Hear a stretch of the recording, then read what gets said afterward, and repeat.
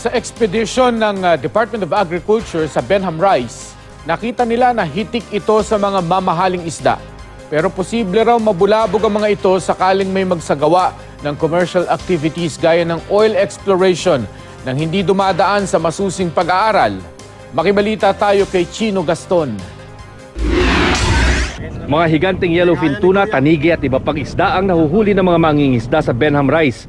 Nakita ito mismo ni Agriculture Secretary Manny Piñol sa kanyang pagpunta sa Benham kasama ang BFAR at Coast Guard. Ay dito ay maraming pagpipilian. Maraming isda kaysa buya. Yan ay isang malaking tulong sa amin na mayroon kami magagamit kasi hindi man pwedeng ilulumain mo talaga yung iyong hapin kasi nabubulok din yan, di ba? Lumulutong.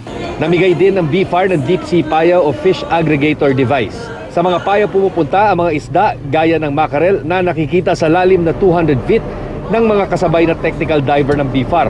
Ang napakalawak na coral formation sa Benham nagsisilbi ring pangitlugan ng isda.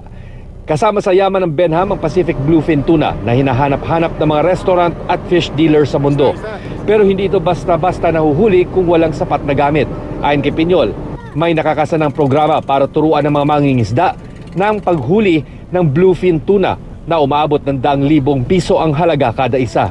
Kakaunti pa lang ang kaalaman tungkol sa Benham Rice, kaya kailangan itong pag-aralan ng husto ng mga dalubhasa bago isipin ng iba pang commercial activity gaya ng oil exploration. Naniniwala si Piñol, ang tunay na yaman ng Benham ay ang kahalagahan nito sa food security.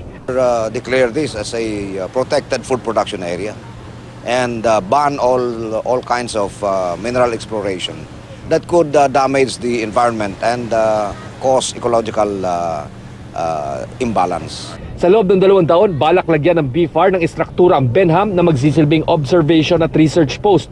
Dito rin daw pwedeng sumilong ang mga mangingisda kapag masama ang panahon.